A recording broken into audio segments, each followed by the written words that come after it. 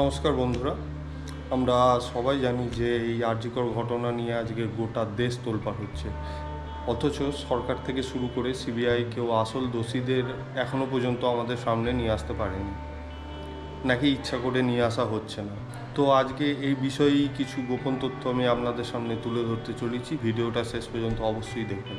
আমরা সবাই জানি সন্দীপ ঘোষ, আরজিকর হসপিটালের অধ্যাপক সন্দীপ ঘোষ, তিনি অত্যাচারিত মেয়েটির নৈতিক দায় স্বীকার করে তার অধ্যাপক পদ থেকে সরকারি চাকরি থেকে তিনি ইস্তফা দেন। আর তারপর আমাদের মুখ্যমন্ত্রী তড়িঘড়ি সন্দীপ ঘোষকে প্রমোশন করে দেন, ন্যাশনাল মেডিকেল কলেজের অধ্যাপক বানিয়ে দেন। তো আমাদের কলকাতা হাইকোর্টের প্রধান বিচারপতির নির্দেশে সন্দীপ ঘোষকে একটি লম্বা ছুটিতে পাঠানো হয়। তারপর আমাদের কাছে খবর আসে যে আমাদের মুখ্যমন্ত্রী মমতা বন্দ্যোপাধ্যায় সন্দীপ ঘোষকে ন্যাশনাল কলেজের অধ্যাপক পদ থেকে সরিয়ে দিয়েছেন। তো বাংলার মানুষ সবাই এটা ভেবে খুশি হলো যে যাই হোক, মমতা ব্যানার্জি এটা খুব ভালো কাজ করেছে।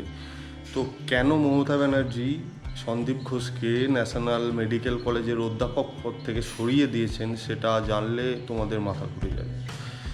সন্দীপ ঘোষকে এই কারণেই ন্যাশনাল মেডিকেল কলেজের অধ্যাপক পদ থেকে সরিয়ে দেওয়া হয়েছে, কারণ তাকে প্রমোশন দেওয়া হয়েছে অফিসার অন স্পেশাল ডিউটি স্বাস্থ্য ভবন।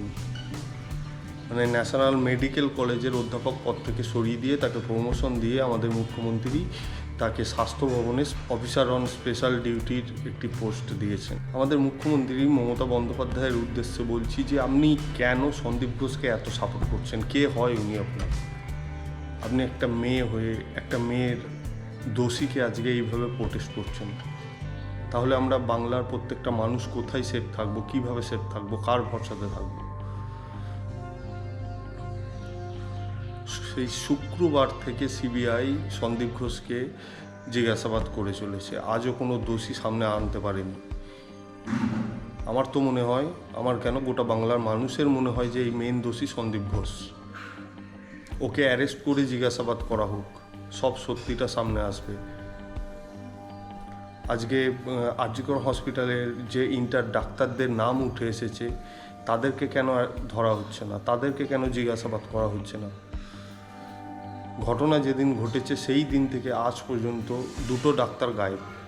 একটা হচ্ছে স্পেশাল চেস্ট ডিপার্টমেন্টের ডাক্তার, যেখানে ওই মেয়েটিকে অত্যাচারিত করা হয়েছে সেই ডিপার্টমেন্টে একটি লেডি ডাক্তার, এবং অর্থোপেডিক্স ডিপার্টমেন্টের একটি পুরুষ ডাক্তার, যে দুজন এই ঘটনার পরের দিন থেকে পলাতক।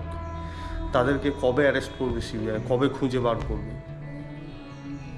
আচ্ছা, একটু ভেবে দেখলে বোঝা যাবে যে ডক্টর মৌমিতা দেবনাথের বডিতে সব প্রমাণ ছিল।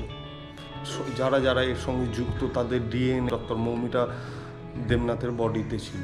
তাহলে আমাদের সরকার, কলকাতা পুলিশ ওই বডিটিকে তড়িঘড়ি ওইভাবে পুড়িয়ে দেওয়ার কারণটা কী? সবটাই আজও আমাদের কাছে পরিষ্কার। শুধু মমতা বন্দ্যোপাধ্যায় সেই দোষীদেরকেই সাপোর্ট করে চলেছে শুরু থেকে আজও পর্যন্ত। তো আমি একটা কথাই বলবো, এই 27 তারিখ পশ্চিমবাংলার ছাত্র সংসদের ডাকে নবান্ন ঘেরাওয়ের অভিযান আছে। তো আমি যাচ্ছি, আমার সঙ্গে আর কারা কারা যাচ্ছেন কমেন্ট বক্সে অবশ্যই জানান। যদি আজকে তুমি থেমে যাই, তো এই কেসটা এখানেই চাপা পড়ে যাবে, এর কোনো ন্যায় বিচার হবে না। আর দিন দিন রেপিস্টরা সাহস পেয়ে যাবে যে আমার মাথায় এই নেতার হাত আছে, ওর হাত আছে, আমরা রেপ করলে আমাদের কিচ্ছু হবে না, আমাদের দেখার লোক আছে।